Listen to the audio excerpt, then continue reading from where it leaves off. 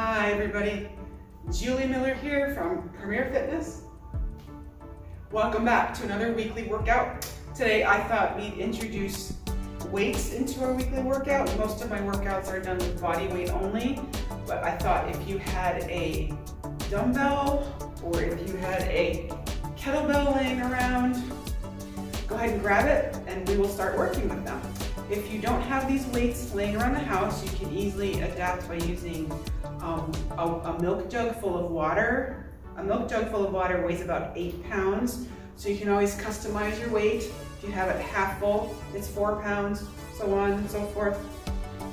If you don't have anything like that laying around the house, we can just do this body weight only. But if you do have a weight, go grab it now. I will be working with this kettlebell. I will also show you how to do some of the moves with this dumbbell, but it's pretty much interchangeable. The difference is the weight distribution. Kettlebell has a distribution on the bottom, weight has the distribution on each side. I prefer kettlebells, so we're gonna use this for right now. I'm gonna put that down, put that down. The first exercise we need to know how to do is called a hip hinge. So if you watched any other of my videos, I try to concentrate on showing a person how to do a hip hinge, so it's a correct way of bending over to pick up weight. Even in daily life, there is 2 ways to bend your body. I'm going to turn this side. The first way is to bend over like this from your waist, and the second way is to bend over like this from your hips. So if you notice when I bend over from my waist, my back is rounded, and I'm just kind of bending over from here, right here. Now, if I'm bending over from my hips, I tend to have a more straighter spine, more elongated, and I can feel the hinge coming from my hip area. An easy way to figure out where your hips are, because a lot of people don't realize that there's 2 ways to bend. I know I never do that. I just kind of bend over and pick stuff up. So if you take your 2 peace fingers and you place them in your hip creases where your abdomen hits your hips, nice steady feet, and then you hinge forward leading with your chest, trying to keep your neck in line with your spine. That's a hip hinge. I'm going to turn this side. I'm going to hinge forward leading with my chest, and then I stand back up again. So let's practice that a couple more times. Stand back up again. Bending from your hips, bring it back up. Again from your hips, bring it back up.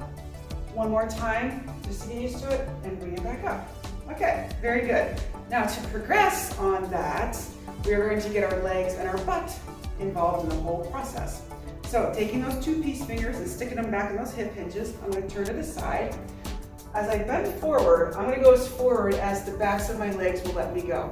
Now my knees are slightly bent, that's okay. So I'm bending forward as far. When I feel that pull in the back of my legs, that's where I pause. Now let's bring it up nice and slow. Good, all the way up extension, stand nice and tall. Again, bring it forward, bending from those hips, pausing when you hit that sweet spot. Now from here, bring it back up again. Okay, so now that you know what that looks like, I'm gonna have you bend it forward again. I'm gonna have you pause. Now when you're ready, I want you to really ground down, ground your heels into the ground, squeeze your butt, and pull yourself up. And you're squeezing your butt the whole time, and you're grounding down the whole time. You're getting your lower body, your legs, and your hips all involved in the whole exercise. This is a great exercise to do if you know how to do it properly, and that's why I'm here. Okay, so let's try that again. Take those 2 peace fingers, stick them in those hip creases, bend forward, leading from your chest, get that sweet spot, you feel it in the back of your knees. Now when you're ready, ground your heels into the floor, squeeze your butt, and really pull yourself up. So you're kind of like snapping your hips forward, straightening your knees, bringing it forward, and bringing it up. This nice snap. Bringing it forward, grounding through the floor, squeeze your butt, and your hips kind of snap forward. Try again. Keep going. Now if you do this enough times correctly, you're going to start to get a little warm. Up. Core is always tight. Bring it down, snap it up. Shoulders are relaxed. This is a lower body exercise. Again, Remember to breathe. On your coming up, we're exhaling. Inhale here, exhale. Got it? All right, awesome. Now we're gonna introduce the weight. So grab your weight of choice. I'm gonna use this kettlebell, like I said. If you notice I picked it up correctly, I bent down and picked it up. I didn't bend over and pick it up. Use your legs, not your back. So I'm standing to the side so you can see me better. Remembering where those hip creases are, I'm gonna bend forward with that weight in my hand. I'm gonna try to keep my kettlebell as close to my legs as I can. When I hit that sweet spot, I'm gonna squeeze my butt, grab to the floor, and really push my hips forward. Weighted hip hinge. We're gonna try it again. So we're gonna bend forward from those hips, keeping that back nice and straight. When you feel that sweet spot in the back of your legs, we're gonna ground down to the floor, squeeze your butt, and really push those hips in. Again, bring it down, and up, again. Nice, again. If you have a mirror around you, it's a good idea to kind of watch your form, but, and this is a big but, if you're working with weights, make sure you keep your neck in line with your spine. So if you've noticed, when I'm bent over, I'm not looking at you. When I'm bent over, I got everything in line, and I bring it up and I look at you. It's just to protect your back, engage your core. Couple more, bring it over, engage and push. Last one. Bring it down, push through your heels, squeeze and bring yourself up. Good job. Okay, so if you have a dumbbell, I'm going to show you how to use it with a dumbbell. Grab the dumbbell like this. Bending over from those hips. Keep those arms close to those legs. Push through your heels, squeeze your butt, and bring yourself up. Bring it down. One more just like this. Another way is to hold it like this. Bring it down. Again. Squeeze your butt. Last one. Push through your heels and squeeze your butt. Very nice. I like to try to remind myself to push through my heels. I keep my toes in my shoes lifted. So I'm forcing myself to push through my heels. So I have the kettlebell about maybe a foot in front of me. I'm going to hinge forward. I'm going to reach for that kettlebell. And I'm going to bring it in and I'm going to pull it up. That's how you properly pick it up. You keep it close to your body. You're not pulling it out towards you. That's for another day. So to practice that, I'm going to bend over for my hips. I'm going to grab a kettlebell, pull it in, and push through my heels and bring it up. All right, nice and slow. Keep that core tight during the whole movement. All right, so now that I have a kettlebell in my hand, I'm going to have my feet about, let's say about shoulder width apart. And the kettlebell swing, we can practice, is essentially a moving hip hinge, a continual hip hinge. The whole idea is to move that kettlebell, swinging it with your hips and not your arms. So your arms just go for a ride.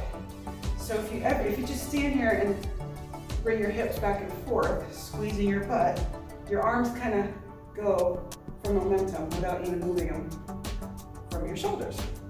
If that makes sense. All right, so I'm going to pick up that kettlebell and I'm going to stand forward towards you. Remember to hold on very tight to your weight because we will be swinging it. We don't want any dangerousness. We don't want anything flying through the air. Just hold on tight. If you ever feel fatigued or you're losing your form, slow down, then stop, take a break, and come back to it. We don't want to hurt anybody. All right. That being said, maybe if this might be an outdoor exercise, if you have a lot of valuables in your house. All right, so my shoulders are relaxed. I'm holding that kettlebell by the two horns on top. I'm just resting it down by my hips. I'm just going to get it going. So I'm snapping my hips with that hip hinge, just snapping that hips. Now as I snap the hips harder, the kettlebell goes higher. So just for now, we're going to keep it going at shoulder height. Exhaling as the bell comes up. 3, 2, and 1. Okay, so that's from the front. I'll show you from the side. My shoulders are relaxed, my butt is nice and tight. I'm grounding down to the floor with my knees and my legs.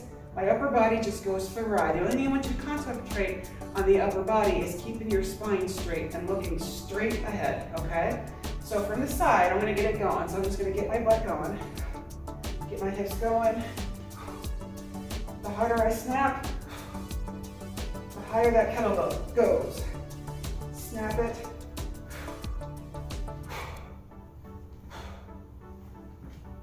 Now the more momentum you have, the higher it will go. Snap, snap. I'm going to slow it down with control. If you notice during that snap, my knees were slightly bent to get it going, but this is not a squat. This is not correct. This is what we want. We want a nice, gentle movement, hinging forward from those hips, squeezing your butt at the top, and really firming up your legs. And we're going to slow it down. The kettlebell comes to a rest, and we're going to set it down. That is the kettlebell swing, a progression from the hip hinge. I hope you enjoyed that workout. If you have any questions, give me a call, email me here at Premier Fitness, and I will be happy to answer them for you. Thank you for working out with me. You have a great day, guys.